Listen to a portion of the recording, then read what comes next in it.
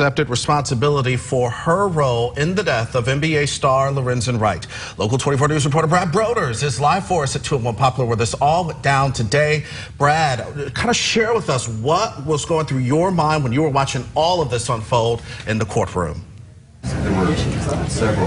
Well, John, this was certainly a surprise appearance today by Sherra Wright. This was not on the docket today. We got wind about this about 10 o'clock this morning, came over here to 201 Poplar, and about 11 o'clock the proceedings began. Sherra Wright has a guilty plea. She pleaded guilty to facilitation of first-degree murder and attempted facilitation of first-degree murder. She was sentenced as part of that guilty plea to 30 years in prison. She will be eligible for parole in about 8 to 9 years, and she will be given credit for the roughly 2 years she has already served since being arrested in December 2017. The legal team of Sherra Wright is speaking behind me. You can probably see them. This ends a more than 9-year saga after the murder of Sherra Wright in July 2010 in southeast Memphis. Just a few days ago, last week, was the 9-year anniversary. This was a cold case for nearly 7.5 years until the arrest of Billy Turner in December 2017. Then Sherra Wright, a few weeks later, mid-2017, arrested in Riverside, California. In the courtroom a short while ago, Paul Hagerman read some of the key points of the affidavit alleging the crime that Sherra Wright committed.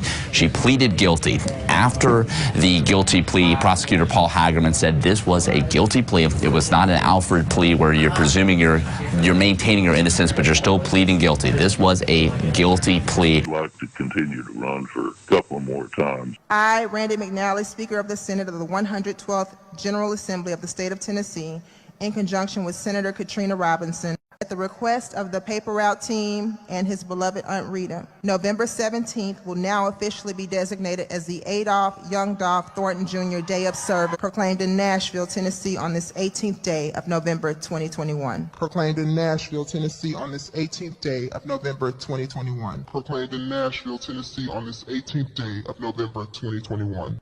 I would like to present this to you, Tremia.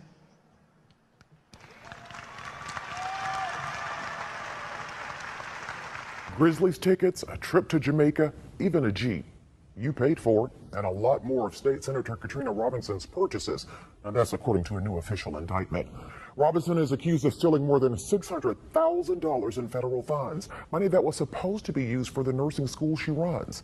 Local Light Team senior investigator Jenny DePrizio breaks down what the feds say she did with that taxpayer money. State Senator Katrina Robinson will appear before a federal judge next week. I ask that you just give me your thoughts and your prayers more so than anything. Wednesday, State Senator Katrina Robinson made that appeal to her supporters. According to this criminal complaint, Robinson stole and embezzled money from the Healthcare Institute, a nursing school she founded. Last February, Local 24 News was there when federal agents raided the school and her home. From 2015 to 2019, the school received $2.2 million in grants. The feds say she used about a quarter of it for her personal use.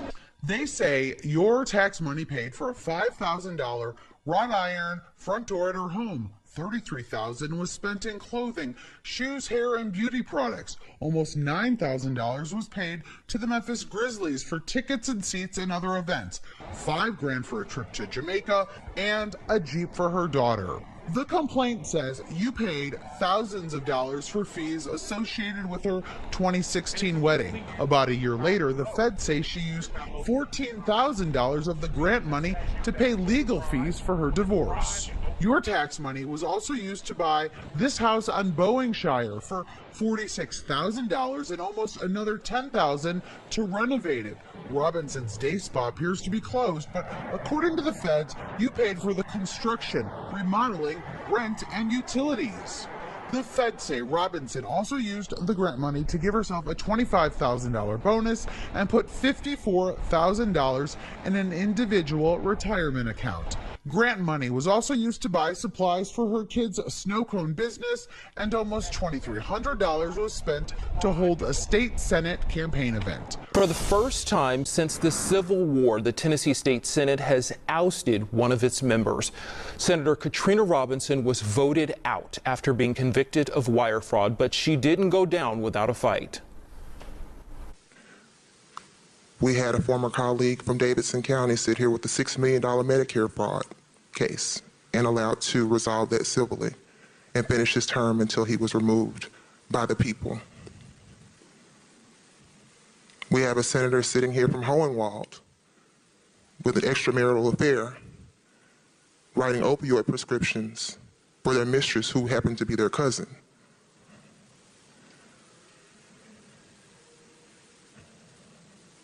We have a senator who sat on the ethics committee and just got up and gave this long speech about what morality is and what is dignified for a senator, but just came off a campaign misuse complaint. We have a senator here from Shelby County who is currently under indictment and frankly is in the same posture that I'm in. Of course, that other senator from Shelby County is Brian Kelsey, who's awaiting trial in a campaign finance case. But today was not about Senator Kelsey. It was about Senator Robinson, who was in tears and called the Senate vote a, quote, procedural lynching, just minutes before her colleagues voted her out. I continue to push through this ordeal to get here every week for session, for committee,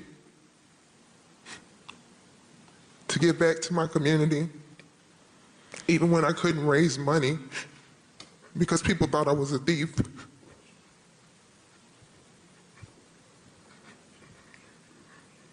I went in my own pocket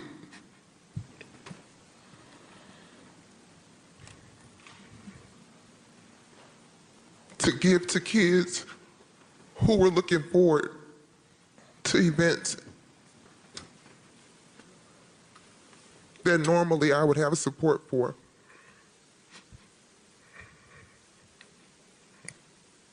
I've stood out front this whole time and I haven't shied away from any fight, and I can't do it here.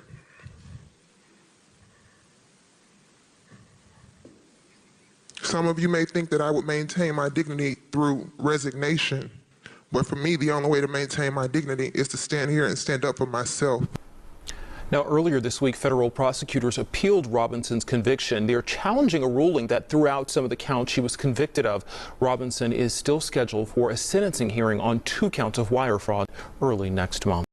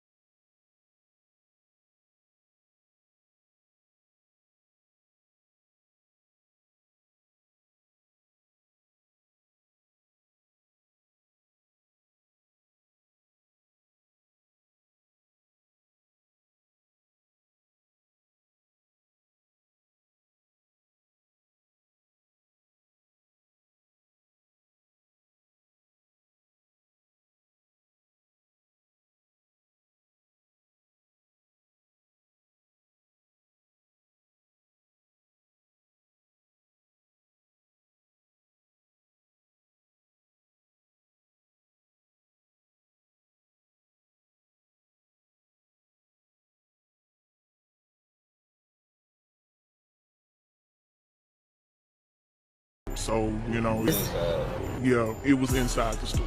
The husband, who's one of the owners, and some staff members were actually there. So they witnessed, Dolph being murdered, but they also almost, could have been hurt themselves. They need to take some time away, to heal emotionally.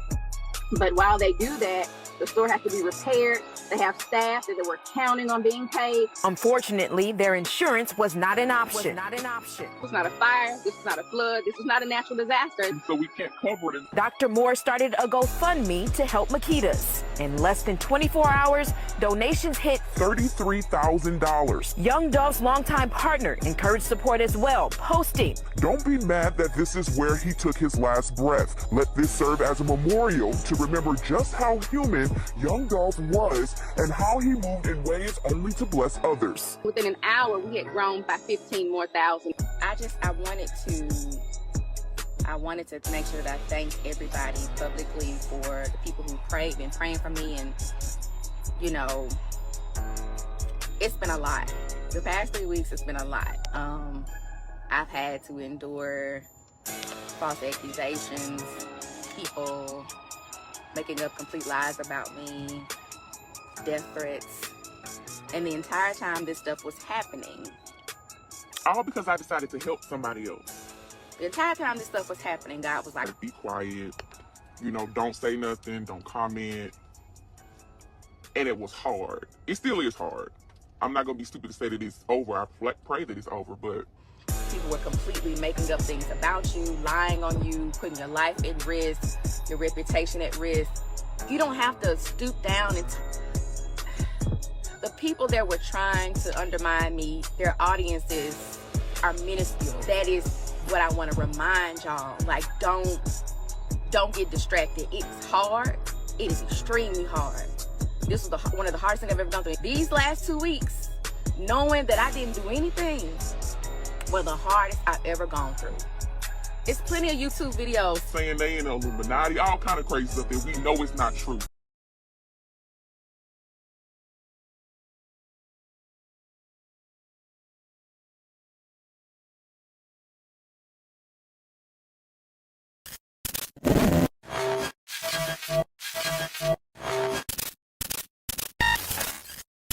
If I sacrifice myself, will I go to hell?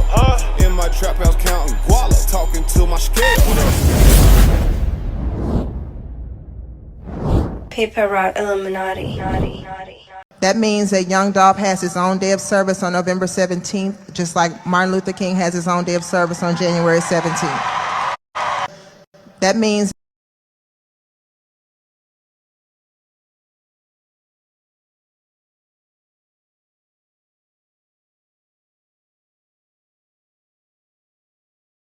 Dolph's aunt, Rita Myers, told counsel her nephew was a hero in the community. There were people who couldn't pay their light bills, and they would come to him, and he would pay that from his heart. Lots of people.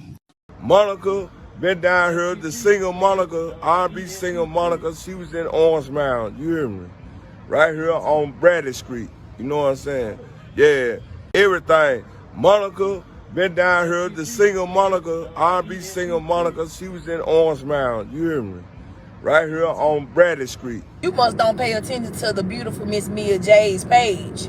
Some kids don't want for nothing. Do you understand me? Their lives, even though they were out there dead, which is, may he rest in peace, which is horrible. But he made sure his kids will be well taken care of no matter what happens to him, what happens to, and thank God Miss Mia J is still here to take care of those beautiful children, but he made sure that they were straight. No, I'm sorry. We're not supposed to give from the GoFundMe to the children. That didn't make any sense. However, we do give back to the Ida Mae Foundation. You might want to look it up. It's a very serious foundation that was started by Dolph, actually. If you know who Ida Mae is, retard. We give back to the Ida Mae Foundation all the time, honestly. We give charitable donations. Also to St. Jude here in the city. because Makita was a cancer. Single Monica, R&B singer Monica, she was in Orange Mound, you hear me? Right here on Bradley Street.